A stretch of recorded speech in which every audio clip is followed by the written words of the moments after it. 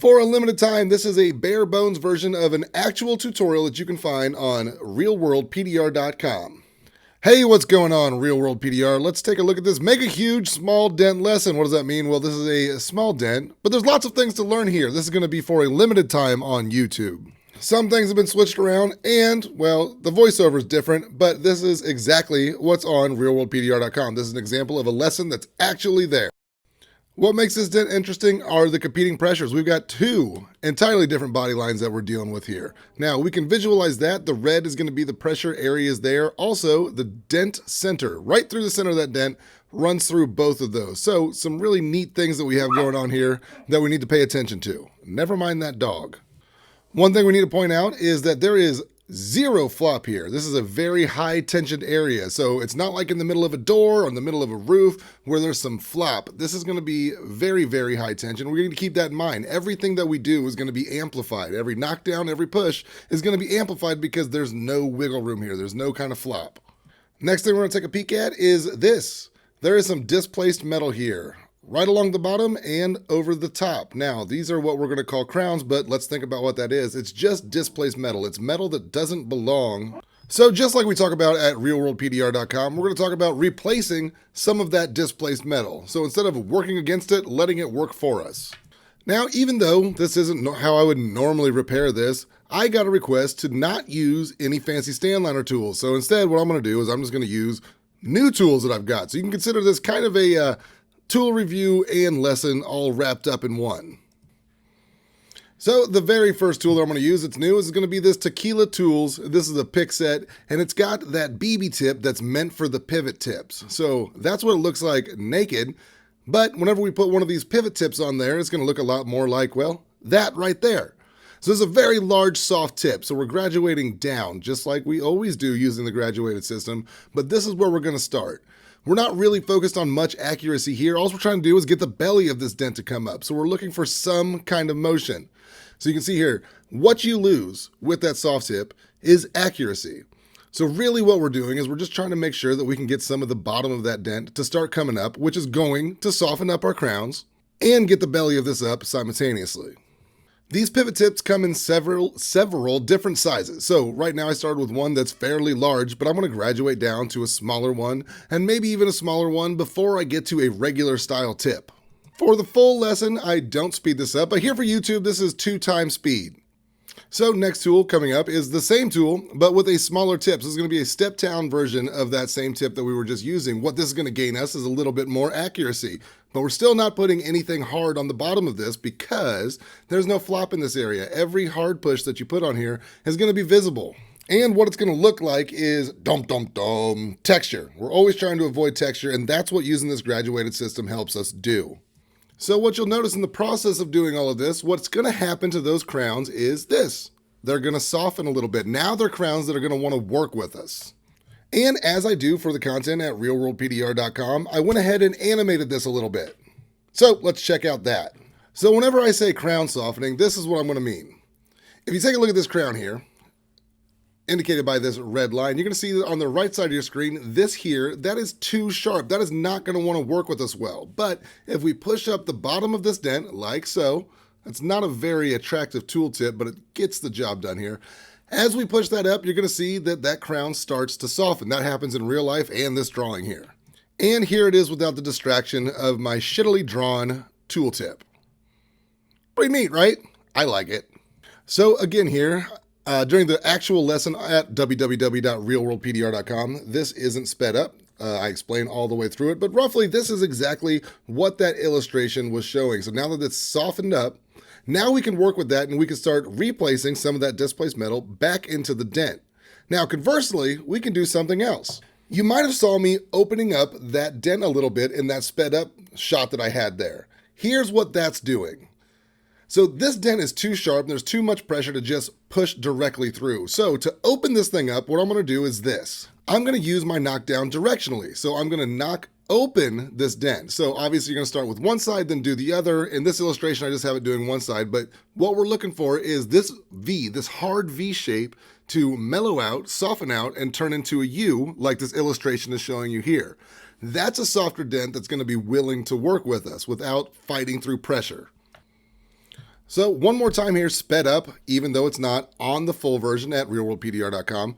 Here you can see us replacing some of that displacement, also opening that dent up. There's a lot going on here. This is a balancing act. What we want to do is make sure that we're putting as little texture as possible into this dent, and all of these techniques together is how we're going to do that. My next step is I'm going to graduate down to like an R4 tip that also fits on that very same tool from Anson that I was using before. Now, as we start graduating down, what we get is more accurate pushes, but what we lose is the softness that we had in the ones previous. So at this point, you can start adding texture. What I like to do in situations like this is take care of the texture as it arises. And that's exactly what you're going to see me do here using my knockdown. So we're going to skip to 400% speed here. Nothing is really changing. Exactly what I've explained up until this point is still going on. I'm still using this R4 tip. I'm still trying to get a little more precise with my pushes than I was in the earlier stages of this. All the while remembering that this is a very high tension area and I can't go crazy or else I'm going to add too much texture. Now our next step graduating down is we're going to use the BB tip just as it comes on this Anson rod. It works really well. Now, when you're first learning, you're going to add texture to these things. That's okay. What you're doing is you're testing your limits. Like, oops, that was a little too much. Better back it off. That's completely normal. Don't get upset with yourself if in the beginning you have a really hard time avoiding some of this texture. That's normal. That's natural. Don't freak out. Being entirely honest, during the course of this repair, I ended up adding some texture myself. This is a very high tension area. It's to be expected. Those two body lines and that very thin strip of metal between them, there's not a lot of play in this. So you have to imagine everything that you do, every knockdown, every push is amplified. So taking a look at this from another angle, you can actually visualize some of this texture a little bit better. Secret here, keep it nice and small. Here I'm using the VIP directional tip to knock down some of this. I'm still focusing on, you can still see there's a little bit of displaced metal there. I'm still focusing on replacing some of that.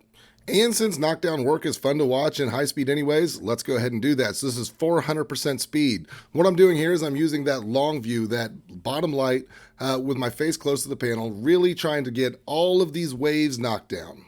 And then after this, what I'm going to do is I'm going to change the camera angle to this here. So give you a really honest view of what the texture is that I've added to this thing along the way.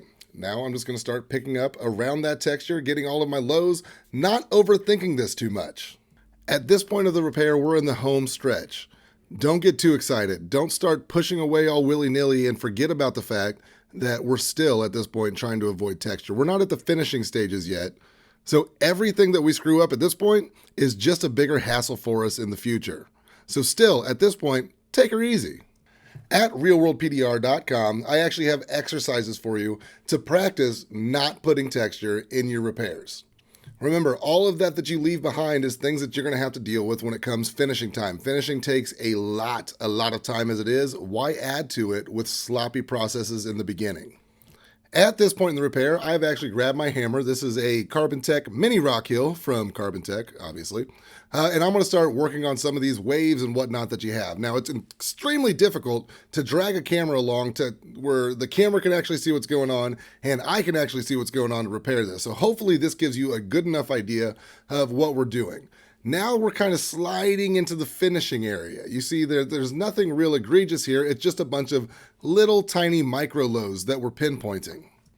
Now, fun fact is I'm still using that very same rod that I started with. Those BB tips are really nice because they push like a standard tip rod. And if you put a little oomph on them, you can actually get very precise using that tip as well. For final finishing work, I might recommend using one of Anson's double shots or an MT set from PDR Finesse, something like that. But up until this point, hey, these things are doing just fine. No use getting a whole bunch of different tools out. I really want that. So the rest of this repair is just finishing work. Now, it's incredibly difficult to get finishing work on camera because I have got to have my face so close to this panel, that light so far back. For you to actually see it on camera, the camera would have to be directly in my way. But hopefully you've seen enough now that you can see how careful you need to be when finishing, how precise you have to be when finishing.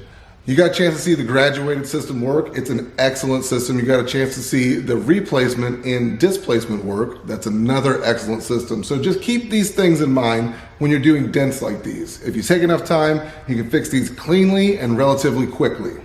Now the rest of this is just me finishing up a dent from this angle, which isn't all that fun to watch. So we're going to watch at 800% speed here.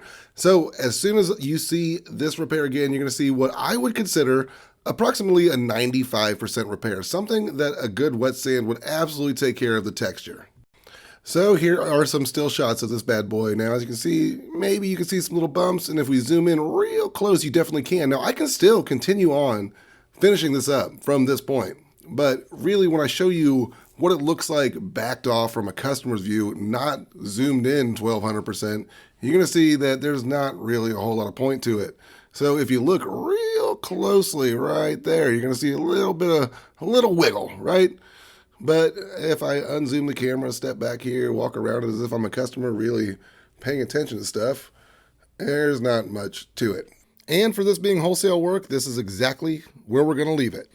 At realworldpdr.com, we'll get into the difference of wholesale versus retail work. But for now, that's it. This is a limited time video on YouTube. Make sure you enjoy it while it lasts because it's coming off before too long.